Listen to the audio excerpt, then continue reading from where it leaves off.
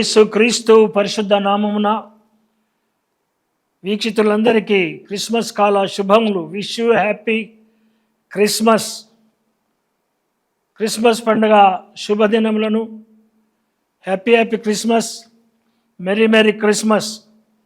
ఇంతకుముందు ప్రసంగించిన రీతిగా క్రిస్మస్ అనగానే యేసు ప్రభువును ఆరాధించుట, ఆరాధనకు ప్రాముఖ్యత ఇవ్వడానికే ఈ దినం మనకు దేవుడు అనుగ్రహించాడు, ప్రాణంతో సజీవులుగా ఉంచినాడు. ఆరాధనకు ప్రాముఖ్యత ఇవ్వకుండా ఇతర కార్యాలు ఏమి చేసినా అవి ఆమోదయోగ్యమైనవి కావు. యేసు ప్రభు రక్షకుడుగా ఈ లోకానికి రావడమే గొప్ప సంగతి. యేసు ప్రభు దేవుడుగా శరీరాకారం ఈ లోకానికి వచ్చాడు. ఈ క్రిస్మస్ పండుగ మహా సంతోషభరితమైన పర్వదినం. క్రీస్తును ఆరాధించడం. ఎందుకు క్రీస్తును ఆరాధించాలంటే అంతవరకు ఆరాధనకు దైవం ఎవరు లేరు. యేసుక్రీస్తు ప్రభువులకు ముందు ఉన్నటువంటి అనేక దేవుళ్ళు, దేవతలు రకరకాలుగా వారి వారి విశ్వాసాలను బట్టి వారు ఆరాధించుకుంటున్నారు. కానీ పేద, బీద, దీన ప్రజల పక్షంగా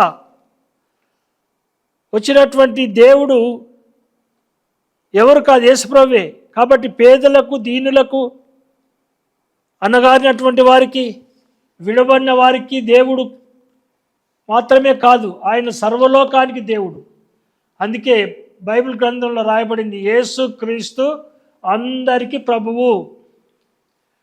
సాక్షాత్తు పరలోకం నుంచి ఉండాల్సిన దేవుడు మానవ శరీరాన్ని దాల్చుకొని కృపా సత్య సంపూర్ణుడుగా దివి నుండి భువికి దిగి వచ్చిన రోజు మరి క్రిస్మస్ పండుగ ఆచరిస్తూ ఉన్నాం. డిసెంబర్ 25 నాడే దిగి వచ్చినాడా అని వాదనలు అవసరం లేదు. ఆయన పుట్టింది సత్యం, వాస్తవం అని ఆయన జన్మించకముందు చెప్పబడినటువంటి ప్రవక్తల ప్రవచనాలన్నీ యెషయా గ్రంథం 9వ అధ్యాయం 8వ వచనం, యెషయా గ్రంథం 7వ అధ్యాయం 14వ వచనం, మీకా గ్రంథం 5వ అధ్యాయం 2వ వచనం, మరి ఆయన పరిశుద్ధాత్మ వలన జన్మిస్తాడని లూకాసు వార్త 1వ అధ్యాయం 35వ వచనం, పరిశుద్ధాత్మ నీ మీదికి వచ్చును, సర్వోన్నతుని శక్తి నిన్ను కమ్మును. అది దేవుని దూత ఇచ్చినటువంటి మాట.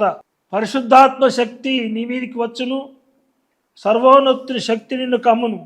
దేవుని యొక్క ప్రణాళిక మానవులను రక్షించడానికి. క్రీస్తు జన్మము ఒక కులానికి, ఒక మతముకు, ఒక శాఖకు, ఒక ప్రాంతానికి చెందినది కాదు. ఒకసారి చూడండి, లూకాసు వార్త 2వ అధ్యాయం. లూకా గారు రాశారు వివరంగా. ఆ దేశంలో మరి కొందరు గొర్రెల కాపరులు, మరి ఆ పాలస్తీనా దేశంలో గొర్రెల కమ్మందరి దగ్గర గొర్రెల కాపరులు ఉంటే, మరి అక్కడ వారి యొద్దకు ప్రభుదూత అనగా దేవుని దూత వాళ్ళ వద్దకు వచ్చి నిలిచింది. చీకట్లో కాబట్టి దేవుని యొక్క మహిమ, ప్రభు యొక్క మహిమ వారి చుట్టూ ప్రకాశించిందండి. ఆకస్మితంగా ఆ గొల్లలకు ఆ వెలుతురు చూడగానే భయపడిపోయారు. భయపడి అమ్మో అమ్మో అమ్మో దయ్యమా భూతం అని ఆ రాత్రి వేళ వాళ్ళు భయపడుతుంటే, మరి ఆ దూత అన్నటువంటి మాట, అయితే ఆ దూత భయపడకుడి, ఇదిగో ప్రజలందరికీ కలగబోవు మహా సంతోషకరమైన సువర్తమానము నేను మీకు తెలియజేయుచున్నాను. భయపడకుడి. భయం అనేది మానవుని జీవితంలో మొదటి నుంచి ఉన్నది. కానీ బైబిల్ గ్రంథంలో 365 సార్లు భయపడకూడని రాయబడి ఉన్నదని గ్రహించాల. మానవుడు పుట్టినప్పటి నుండి చచ్చిపోయేదాకా భయమే. ఏమి తిందుమా, ఏమి తాగుదుమా, ఏమి ధరించుకుందుమా, పిల్లల జీవితాలు ఎట్లా, మా బ్రతుకులు ఎట్లా, మా ఆస్తి ఎట్లా, మా భూమి ఎట్లా, మేము బ్రతకడం ఎట్లా, భయం. కానీ ఇక్కడ ఒక ఆదరణ మాట ఈ రోజున, క్రిస్మస్ రోజున మీ అందరికీ నేను ఇస్తున్నాను, భయపడకూడదు. ఈ మాట నా మాట కాదు, దేవుని మాట. క్రిస్మస్ కాల ఆనందంలో ఉన్న మీరు భయపడకండి. యేసుక్రీస్తు యొక్క సువార్త వినండి. ఏంటి ఆ సువార్త? దావీదు పట్టణమందు నేడు రక్షకుడు మీ కొరకు పుట్టినాడు. మీ కొరకంటే ఆ రోజు గొల్లల కొరకే కాదు, ఇందాక అన్నాను, యేసుక్రీస్తు అందరికి ప్రభు, రక్షకుడు మనకు పుట్టినాడు. ఆయన ఎవరంటే ప్రభు అయిన క్రీస్తు. ఆయన ఎట్లున్నాడంటే, ఆయన ఒక శిశువు పొత్తిగుడ్డలతో చుట్టబడి ఒక తొట్టిలో, మరి పశువుల తొట్టి అంటారు, ఒక తొట్టిలో పండుకొని ఉంటా మీరు చూచేదని చెప్పింది. వెంటనే పరలోక సైన్య సమూహము ఆ దూతతో కూడా నుండి, అంటే పరలోకం నుంచి దూత సైన్యాలు కూడా వచ్చినాయి అన్నట్టు. సర్వోన్నతమైన స్థలములో దేవునికి మహిమ, ఆయనకి ఇష్టలైన మనుషులకు భూమి మీద సమాధానము కలుగునుగా, కానీ దేవునికి స్తోత్రం చేయుచుండెను. రే బిడ్డలారా, ఈ రోజున మీరు అందరూ స్తోత్రాలు చెల్లిస్తున్నారు. స్తోత్రము చేయదము, స్తుతి స్తోత్రం చేయదము. ఎందుకు? రక్షకుడు మనకు దొరికినందున. కాలిపోతున్నటువంటి మనల్ని రక్షించాడు. మునిగిపోతున్నటువంటి మనల్ని ఆ పాప ఊబిలో నుంచి రక్షించాడు. అందుకే ఆయనకు స్తుతి స్తోత్రాలు పాడాలి. ఆయనే మన రక్షకుడు. ఆయన ఎప్పుడైతే స్తుతి స్తోత్రాలు పాడుతావో ఆయన సమాధానం మీకు అనుగ్రహిస్తాడు. పరలోకానికి వెళ్ళిపోయారు దూతలు. మరి గొర్రెల కాపరులు ఏం చేశారంటే ఆశ్చర్యపోయారు. ఈ కార్యం ప్రభు దేవుడు మనకు తెలియజేశాడు కాబట్టి మనం బెత్లెహేము వెళ్ళి అక్కడ చూతం రండని ఒకరితో ఒకడు చెప్పుకొని త్వరగా ఆ రాత్రిలోనే వెళ్ళి మరియను, యోసేపును, తొట్టిలో ఉన్నటువంటి పండుకొనున్న చిన్న శిశువైన యేసును చూశారు. ఆ యొక్క శిశువును చూచి చాలా ఆశ్చర్యపోయినారు, మిక్కిలి ఆశ్చర్యపడి. వారు దేవుని గురించినటువంటి గొప్ప ఈ మర్మం వాళ్ళకి తెలియలేదు. ఎందుకంటే గొల్లలు, వాళ్ళకి ఏం తెలియదు పాపం. ఈ గొర్రెల కాపరులు మరి వారికి చెప్పబడినట్టు తాము విన్న వాటిని, కన్న వాటిని గురించి దేవుని మహిమపరచు స్తోత్రం చేయొచ్చు వెళ్ళారు. అంటే యేసుక్రీస్తు ప్రభుల వారు ఎలాగ పుట్టాడు, ఎవరు, ఏమిటి, ఆయన జన్మం ఏంటి, దేవుడు ఏ రీతిగా నరావతారై వచ్చాడో ఆ విషయము వారికి చెప్పినట్లు వాక్యంలో గ్రహించాలి మనం. గొర్రెల కాపరులు తమతో చెప్పిన సంగతులను గూర్చి విన్నవారందరూ మిక్కిలి ఆశ్చర్యపడిరి.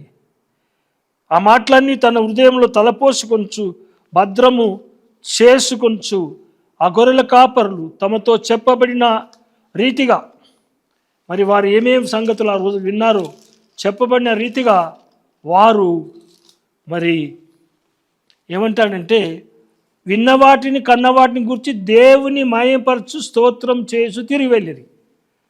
మొట్టమొదట 2025 సంవత్సరాల క్రిందట దేవుని మహిమపరిచినటువంటి వాళ్ళు మొట్టమొదట దేవుని దూతలు, ఆ తర్వాత ఊరు వెలుపల ఉన్నటువంటి గొల్లలు అంటే ఏమి చదువు సంధ్య లేనటువంటి వారు.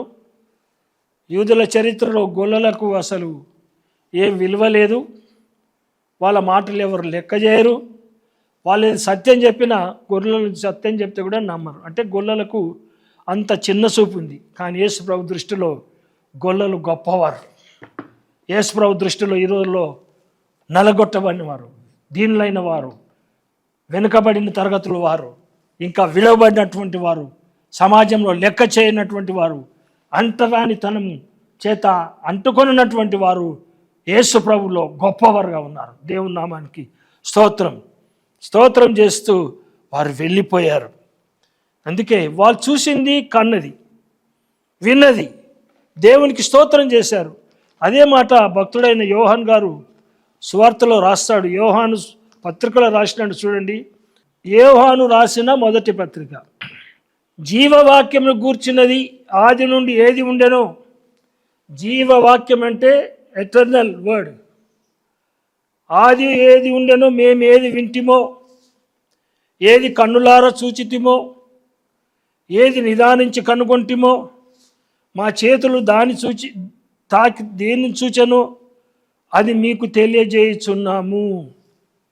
యోహాన్ గారు, యేసుప్రభు శిష్యులు ఆయనను చూశారండి, ఆయనతో జీవించారు, ఆయన సంగతులు విన్నారు, ఆయన అద్భుత కార్యాలు చూశారు.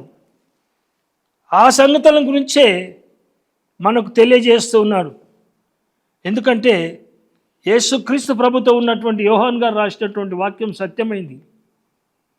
ఆ జీవము ప్రత్యక్షమాయను, తండ్రి యొద్ద ఉండి మాకు ప్రత్యక్షమైన ఆ నిత్య జీవము మేము చూచి ఆ జీవమును గురించి సాక్ష్యం ఇచ్చుచు దాన్ని మీకు తెలియజేస్తూ ఉన్నాను. ఎంత గొప్ప మాట! ఏం ప్రూఫ్ కావాలి? ఇంకా చూసినైనా రాస్తున్నాడండి. యేసుప్రభును ముట్టుకొని తాకి అద్భుతాలు చూసిన ఆయన రాస్తూ ఉన్నాడు. ఆయన ఏమంటాడంటే, మేము ఆయన మాటల వలన విని ప్రకటించు సువార్తమానం ఏమనగా దేవుడు వెలుగై ఉన్నాడు. దేవునిలో చీకటి ఎంత మాత్రం ఉండదు. ఆ వెలుగైన దేవుడే ఈ క్రిస్మస్ రోజున మనందరి జీవితాలను వెలిగించినాడు. ఇంకేంటంట, ఆయన కుమారుడైన యేసు రక్తము ప్రతి పాపము నుండి మనల్ని పవిత్రులుగా చేయును. మనందరం పాపులం. పాపం పోవాలంటే సబ్బులతో కడుక్కుంటే పోదు, పాపం పోవాలంటే నదుల్లో మునిగితే పోదు, పాపం పోవాలంటే మన శరీరాలను అప్పగిస్తే పోదు, పాపం పోవాలంటే మరి యేసు రక్తమే పాప విమోచనకు, రక్తం పాప విమోచనమని మనం వేదాలలో చదువుతాం. అది పుణ్యుని యొక్క రక్తమే. ఆ యేసు రక్తమే విడుదల కలుగజేసింది. మనం పాపాలను ఒప్పుకోవాలి. ఆయన మనను రక్షించేటటువంటి దేవుడు. ఆ గొల్లలు చూసి వెళ్ళిపోయారండి, దేవునికి మరి కానుకలు ఇచ్చి. మరి మత్తయి సువార్తలో ఇంకో విషయాన్ని చూస్తాం.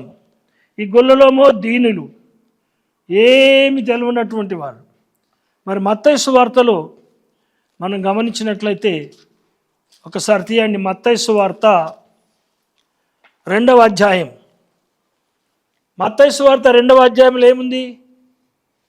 అక్కడికి క్లియర్గా చరిత్ర రాసుకొచ్చినాడు. ఎప్పుడు పుట్టినాడు యేసుప్రభు? రాజైన హేరోదు దినములో హేరోదు రాజు ఉన్నాడు. యూదయ దేశ బెత్లెహేములో యేసు పుట్టినాడు. ఆ పుట్టినప్పుడు సృష్టిలో ఒక గొప్ప కార్యం జరిగింది. ఏమంటే పెద్ద తోకచుక్క పుట్టింది. ఎప్పుడు లేదు ఆ తోకచుక్క. అది చూచి సంభ్రమాశ్చర్యాలు పడి ఆ దినాల్లో ఉన్నటువంటి నక్షత్ర శాస్త్రజ్ఞులైనటువంటి వారు, అసలు ఈ నక్షత్రం ఎందుకు పుట్టింది? వాళ్ళు తూర్పు దేశ జ్ఞానులు. ఆ నక్షత్రం పుట్టినందుకు వాళ్ళు బయలుదేరి ప్రయాణమై అసలు ఈ చుక్క ఎందుకు పుట్టింది, ఎందుకు పుట్టింది అని తెలుసుకోవడానికి యూదుల రాజుగా ఎవరైనా పుట్టి ఉన్నాడా అని ప్రయాణం చేసి యూదా దేశానికి వాళ్ళు వచ్చినట్లు మత్తయి సువార్త 2వ అధ్యాయంలో చూస్తున్నాం. వచ్చి హేరోదు రాజు దగ్గరకు వచ్చారు. యూదుల రాజుగా పుట్టినవాడు ఎక్కడున్నాడు? తూర్పు దిక్కున మేము ఒక నక్షత్రం చూచి ఆయనను పూజించవచ్చుతామని రాజు తండ్రి. హేరోదు రాజు ఆశ్చర్యపోయినాడు. చరిత్ర తిరగబడిపోతుంది. నేనే రాజునంటే నాకంటే గొప్ప రాజు పుడతాడా? శాస్త్రులారా, పరిసయ్యులారా, రండి, ఈ సంగతి చూడండి. ఈ సంగతి విన్నప్పుడు అతనితో కూడా యెరూషలేము వారందరూ కూడా కలవరపడ్డట్టు రాశారు. ప్రధానులు, యాజకులు, శాస్త్రులు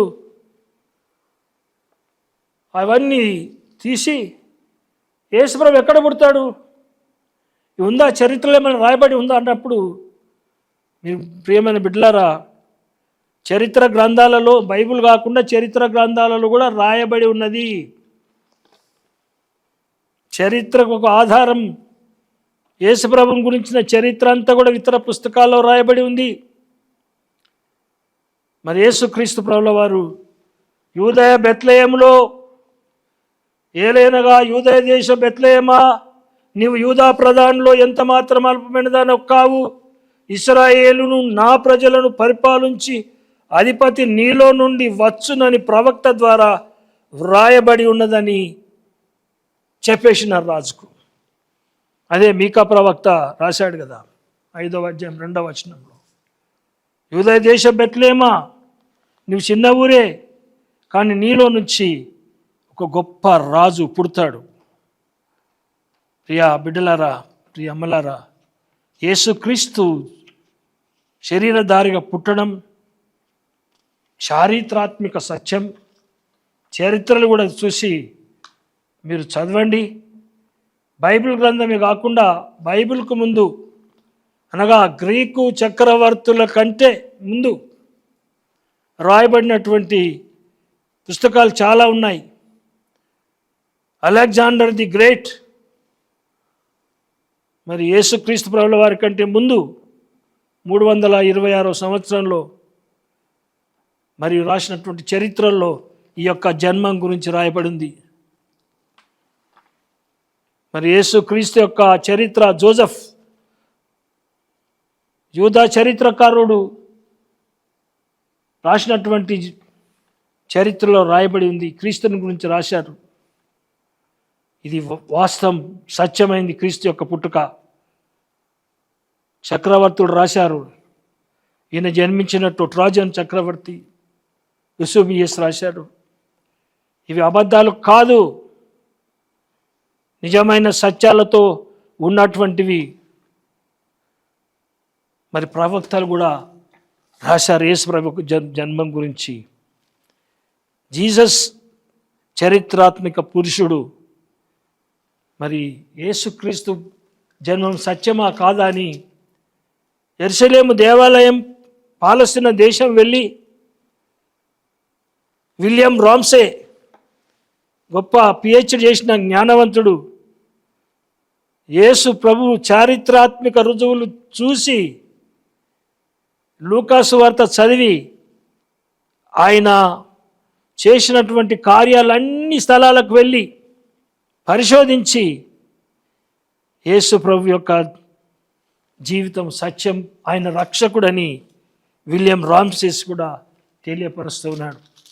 ఇక్కడ జ్ఞానులైనటువంటి వారు ఏం చేశారంటే యేసు ప్రభువుని చూసి మరి ఆ శిష్యుడి దగ్గరికి వెళ్ళి వారు తెచ్చినటువంటి విలువైనటువంటి వస్తువులు, ఇదిగో తూర్పు దేశం నుంచి వచ్చినటువంటి వారు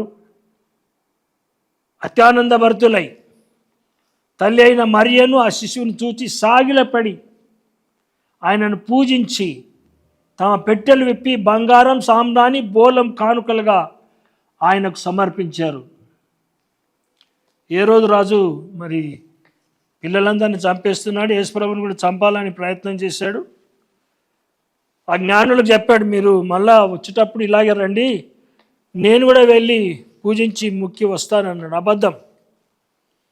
ఆ శిశువుని చంపడానికి ఆయన ప్రయత్నం.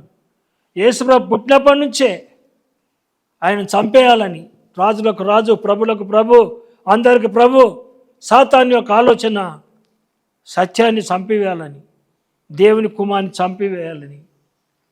మరి వాళ్ళు ఆ నక్షత్రం చూసి అత్యానంద భరితులై సాగిలపడి యేసు ప్రభు రక్షకుడు, ఈయనే నిజమైన దేవుడని ఆయనకు మొక్కి వెళ్ళినట్లు చూస్తున్నాం. అనగా ప్రభు యొక్క దర్శనం పేదలైన ప్రజలకు కనబడింది.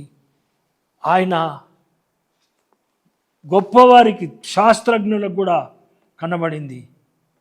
మరి ఈ దినాన, ఈ పుట్టుక దినాన్ని ఆచరిస్తున్న మనం ఈ దృశ్య అదృశ్య విశ్వములు సృష్టించిన సృష్టికర్త, ఆయన మహాకాశములను పట్టజాలంత మహిమోన్నతుడు, ఆయన ఈ లోకానికి వచ్చాడు. నీ విశ్వసిస్తున్నావా? నీ జీవితంలో క్రీస్తు పుట్టాడా? అదే మరి నికోదేము వచ్చి యేసుప్రభును అడుగుతాడు. యోహాను సువార్త 3వ అధ్యాయం 1-8 వచనంలో అతనితో ఒకడు కొత్తగా జన్మించితే కానీ అతడు దేవుని రాజ్యాన్ని చూడలేదు. ఆయన అంటాడు, కొత్తగా జన్మించడం అంటే నికోదేము తల్లి గర్భంలోనికి వెళ్ళి తిరిగి నేను జన్మించాలనా అయ్యా అని అంటాడు. కాదు, శరీర మూలంగా జన్మించింది శరీరం, ఆత్మ మూలంగా జన్మించింది ఆత్మ. నీవు నీ హృదయంలో మారు మనసు పొంది, నీ హృదయంలో పశ్చాత్తాపడి, నీ హృదయాన్ని మార్చుకొని నీవు నూతన వ్యక్తివి కావాలా. అందరూ పాపం చేసి దేవుడు అనుగ్రహించే మహిమను పొందలేకపోతున్నాం కాబట్టే దేవుడు ఈ లోకంలో ఉన్న ప్రజలు నష్టపోవద్దు, ఈ లోకంలో ఉన్నటువంటి ప్రజలు నాశనమైపోవద్దు, నిత్య నరకంలోనికి వెళ్ళకూడదు, వారు పరలోక రాజ్యం చేరాలా, పరలోక దేశం చేరాలా. అందుకే ఎన్ని ప్రవక్తలను పంపించినా, రాజులను పంపించినా, న్యాయాధిపతులను పంపించినా వీళ్ళకేమీ మార్పు రావడం లేదని చివరికి తన ఏకైక కుమారుడైనటువంటి యేసు క్రీస్తు ప్రభుల వారిని ఈ లోకానికి పంపించాడండి. అది మహా గొప్ప వార్త, అదే మహా సంతోషకరమైనటువంటి వార్త. ఆ ప్రభు ఈ లోకానికి వచ్చి ఆయన అనేక అద్భుతాలు చేసి, ఆయన అనేకులను రక్షించి, ఆయన తన యొక్క జీవితమే మానవుల కొరకు సిలువలో బలి అయి రక్తాన్ని కార్చి పాతిపెట్టబడి పునరుత్థానుడై పరలోకానికి వెళ్ళి ఆయన తిరిగి లోకానికి రానై ఉన్నాడు. మరి యేసుక్రీస్తును నమ్ముతున్నావా? అన్యజనులు నమ్మారండి. అన్యజనులు మరి గొప్ప స్వామి వివేకానందుడు చికాగోలో 1893 సంవత్సరంలో సనాతన ధర్మానికి చెందిన వ్యక్తిగా పేరు పొందిన ఆయన, నేను యేసును దేవుడుగా మాత్రమే భావిస్తున్నాను, ఆయన నీతిమంతుడు అని ఆయన సాక్ష్యం ఇస్తాడు స్వామి వివేకానందుడు. అదే రీతిగా మహాత్మా గాంధీ గారు కొండ మీద ప్రసంగం చేసి సాత్వికులు ధన్యులు అనే మాట ధన్యతలో వింటాడు. సాత్వికముతో అనగా కత్తులు కటారాలతో కాదు, కొట్లాడడం, ఉప్పు సత్యాగ్రహం చేసి ఆయన యేసుక్రీస్తు ప్రభు యొక్క బోధలను అంగీకరించినటువంటి వాడు. ఈ రోజున మనకు రక్షించేటటువంటి రక్షకుడు ఎవరున్నారు లోకంలో? పాపంలో పడితే పాపంలో కొట్టుకుపోతున్నారు, కానీ రక్షించే యేసయ్య దగ్గరకు రావడం లేదు. అదే పాపంలో చిక్కిపోతున్నారు. ప్రస్తుత కాలంలో అనేక మంది మన దేశంలోనే చూస్తున్నాం, గంజాయి బాగా తాగి త్రాగుబోతులుగా అయిపోయి మరణంకు ఒప్పగొట్టుకుంటున్నారు. హత్యలు జరుగుతున్నాయి, ఆత్మహత్యలు జరుగుతున్నాయి, అత్యాచారాలు జరుగుతున్నాయి. ఎందుకు ఇదంతా? పాపము పాపము పాపము పాపము. ఆ పాపం పోవాలంటే ప్రభు పాదాల దగ్గరకు రావాలా. అందుకే క్రిస్మస్ పండుగ. నేడు రక్షకుడు మీ కొరకు పుట్టినాడు. మాకెందుకయ్యా రక్షకుడు అంటే, మీరు పాపంలో ఉన్నారు, పాపంలో జీవిస్తూ ఉన్నారు, పాపంలోనే కొట్టకపోతున్నారు. మరి మీరు మునిగిపోతుంటే మీకు రక్షకుడు కావాలి కదా. ఆ రక్షకుడే ఈ రోజున యేసు క్రీస్తు రక్షకుడుగా, లోక రక్షకుడుగా, పాపములు తీసివేసే రక్షకుడుగా, పాప విమోచకుడుగా ఈ లోకానికి వచ్చాడు. ప్రియమైనటువంటి బిడ్డలారా, ఈ 2025 సంవత్సరం నువ్వు సజీవుడిగా ఉన్నావంటే, నువ్వు బ్రతికి ఉన్నావంటే అది దేవుని యొక్క ఉచితమైన కృప. నీవు బ్రతకడానికి వీలు లేదు. మరి క్రిస్మస్ కాలం మరి ఒక పండగ అనేది మళ్ళీ వచ్చే సంవత్సరం కూడా పండుగ వస్తుంది. మరి యేసుక్రీస్తు యొక్క జన్మం ఎప్పుడని ఆధ్యాత్మికంగా ఆత్మీయంగా మనం తలంచితే, ప్రియ సోదరి సహోదరులారా, అమలారా, నీవెన్నడూ మారు మనసు పొందుతావో, ఎప్పుడు పశ్చాత్తాపడతావో, ఎప్పుడు నా లోక రక్షకుడు నా యేసయ్య నన్ను క్షమించాడు, నిత్య జీవం ఇస్తున్నాడని నమ్మి ఎప్పుడు బాప్తిస్మం పొందుతావో, అప్పుడు పరలోక రాజ్యంలో మరి సంతోషం కలుగుతుంది నీకు. అప్పుడే ఆ దినమే నిజమైనటువంటి క్రైస్తవ ఆరాధన, అదే క్రిస్మస్ పండుగ. మారు మనసు పశ్చాత్తాపం లేకుండా ఎన్ని పండుగలు చేసినా ప్రయోజనం లేదు, ఎన్ని దానాలు చేసినా ప్రయోజనం లేదు. క్రిస్మస్ పండుగ సందర్భంగా మరి పేదలకు బీదలకు నువ్వు సాయం చేస్తుండవచ్చు, అది తప్పని అనడం లేదు. నేను సాయం చేసినంత మాత్రాన నువ్వు రక్షించబడినటువంటి వాడు కాదు. నీలో మార్పు కావాలి. అనేక ప్రవచనాల రిజల్టే యేసు ప్రభు ఈ లోకానికి రావడం. సమస్యలు పరిష్కరించడానికి వచ్చాడు, ఆయన శక్తిని ప్రదర్శించాడు.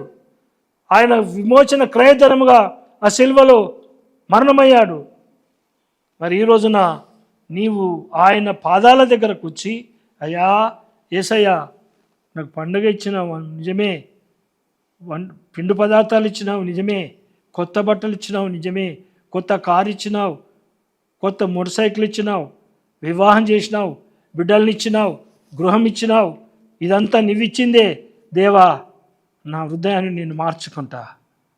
నాకు ఇంకా కొన్ని చెడు లక్షణాలు ఉన్నాయి, ఇంకా రహస్య లక్షణాలు ఉన్నాయి, ఇంకా ఎవరికి తెలియనటువంటి పాపపు ఆలోచనలు, పాపపు తలంపులు నాలో ఉన్నాయి. నాలో నుంచి తీసివేయినైనా అయ్యా యేసయ్యా, నేను సంపూర్ణంగా నేను ఒప్పుకుంటున్నాను. నీవే దేవుడవు, నీవే దేవుడవు, నీవే దేవుడు అని ఆయన పాదాల మీద పడండి. ఆయన నిన్ను గొప్ప వ్యక్తిగా తీర్చిదిద్దుతాడు. ఆయన నిన్ను కాపాడుతాడు, ఆయన నిన్ను రక్షిస్తాడు.